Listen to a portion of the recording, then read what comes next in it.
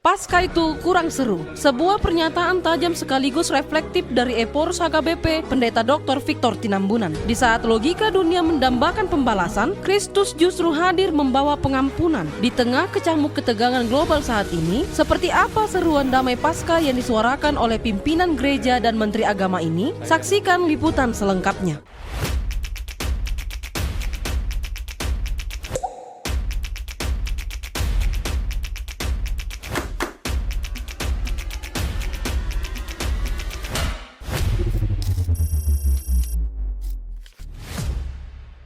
Pasca itu kurang seru.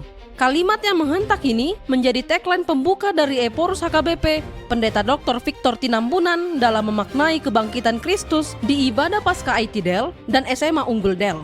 Jika memakai ukuran dunia perfilman, tokoh utama yang disakiti seharusnya bangkit menuntut keadilan dengan tangan keras. Namun, jalan Yesus bukanlah jalan dunia. Ia tidak datang membawa amarah dan pembalasan, melainkan menghadirkan pengampunan yang memulihkan.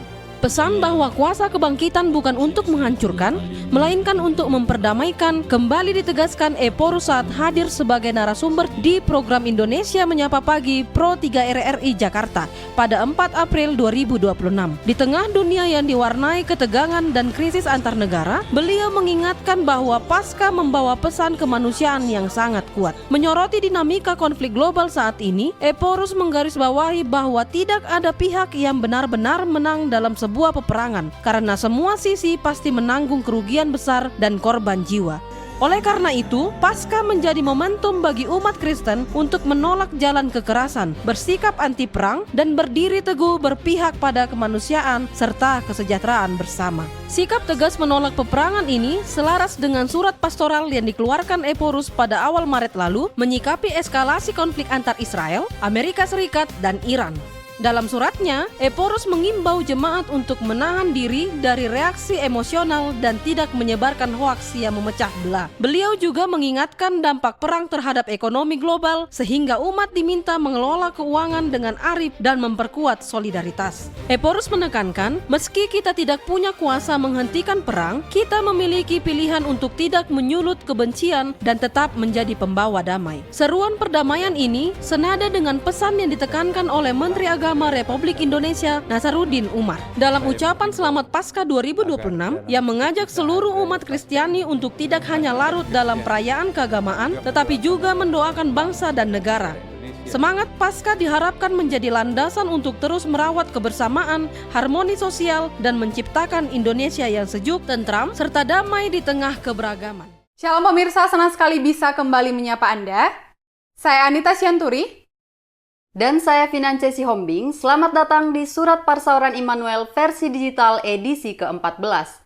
Pemirsa, pesan damai yang menggema di tengah dinamika global dan nasional tadi sejatinya bersumber dari satu peristiwa agung, yakni pengorbanan Yesus Kristus di kayu salib.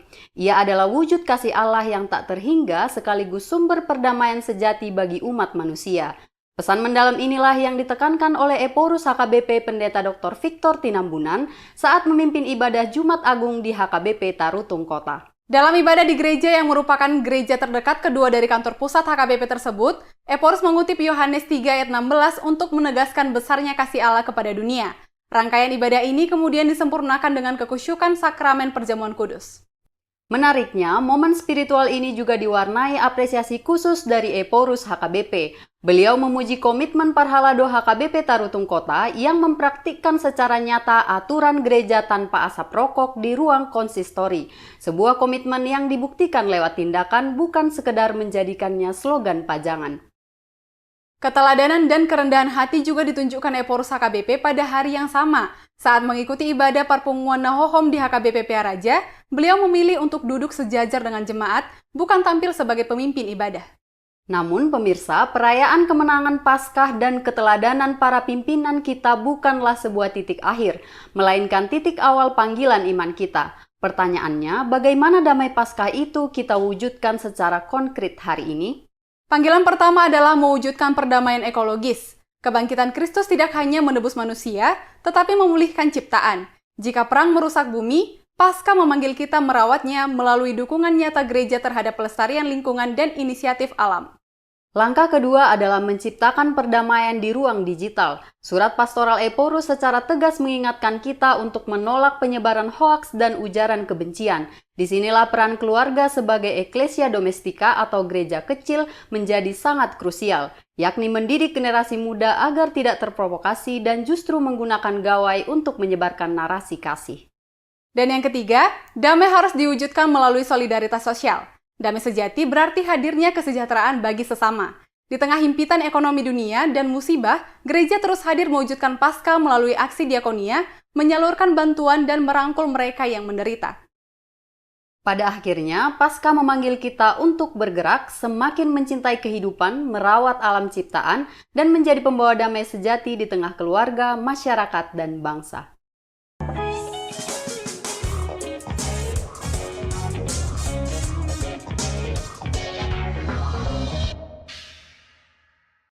Pemirsa, Eporus HKBP Pendeta Dr. Victor Tinambunan telah memimpin pelantikan panitia Sinode Godang HKBP yang dijadwalkan berlangsung pada Oktober 2026 di Seminarium Sipoholon. Salah satu agenda pada Sinode Godang mendatang adalah amandemen aturan dan peraturan HKBP yang dikerjakan dalam semangat transformasi. Eporus menyampaikan pesan agar sukacita Paskah menjadi penguat bagi anggota panitia dalam mengemban tugas tersebut demi kebaikan gereja. Beralih ke bidang digitalisasi pelayanan, Sekretaris Jenderal HKBP Pendeta Rickson Hutahayan mengumumkan pengembangan tahap penyempurnaan pada aplikasi Super App HKBP. Aplikasi ini akan dilengkapi dengan fitur pindai barcode untuk daftar hadir ibadah jemaat sesuai dengan aspirasi dari para pelayan atau sintua. Melalui fitur ini, admin gereja dapat mengunduh data kehadiran jemaat lokal maupun tamu secara real-time. Sistem juga akan memberikan notifikasi otomatis kepada pendeta di gereja asal jika jemaatnya beribadah di gereja lain. Pendeta Rickson Hutahayan berharap seluruh pihak yang telah dipilih dan telah bersedia menjadi tim penguji untuk segera bersiap memasuki tahap percobaan dari inovasi administratif ini. Dari Kabupaten Humbang Hasundutan, pimpinan HKBP menghadiri tinjauan pengembangan pertanian modern berbasis kecerdasan buatan di Taman Sains Teknologi Herbal dan Hortikultura di Polung pada Rabu 1 April 2026. Kunjungan ini dipimpin oleh Ketua Dewan Ekonomi Nasional Jenderal TNI Purnawirawan Luhut Binsar Panjaitan. Dukungan institusional ini ditunjukkan dengan kehadiran unsur pimpinan pusat HKBP. Eporus HKBP Pendeta Dr. Victor Tinambunan hadir didampingi Sekretaris Jenderal HKBP Pendeta Rickson Hutahayan, Kepala Departemen Koinonia Pendeta Deonal Sinaga, Kepala Departemen Marturia Pendeta Bernard Manik, serta Kepala Departemen Diakonia Pendeta Eldarton Simbolon. Dalam sambutannya, Eporus HKBP berharap inovasi pertanian ini dapat meningkatkan kesejahteraan petani tradisional, termasuk petani kemenyan. Beliau juga mengingatkan pentingnya keseimbangan antara inovasi dan kearifan lokal, serta keharusan menjaga kelestarian lingkungan dan hak masyarakat adat dengan prinsip mewariskan mata air bagi generasi mendatang. Pertemuan tersebut juga diisi pemaparan teknis dari Rektor Institut Teknologi Del Arnaldo Sinaga, Direktur TSTH 2 Profesor Sri Fatmawati, Dr. Van Basten, dan Mr. Jiang Qiangyang.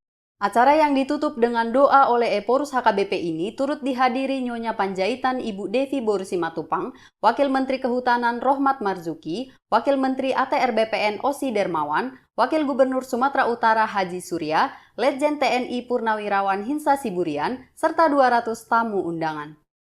Di kancah internasional, Kepala Departemen Koinonia HKBP Pendeta Dr. Deonal Sinaga telah melantik panitia konferensi kepemimpinan gereja-gereja Lutheran se-Asia atau ACLC-LWF secara daring.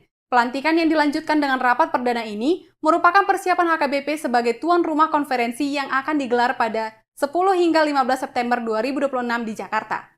Panitia tersebut sebelumnya telah diangkat oleh Eporus HKBP yang mempercayakan posisi Ketua Umum kepada Kamidun Pandiangan dan Sekretaris Umum kepada Jansen Sitompul. Konferensi ini merupakan agenda 2 tahunan LWF yang sebelumnya diselenggarakan di Thailand dan Hong Kong.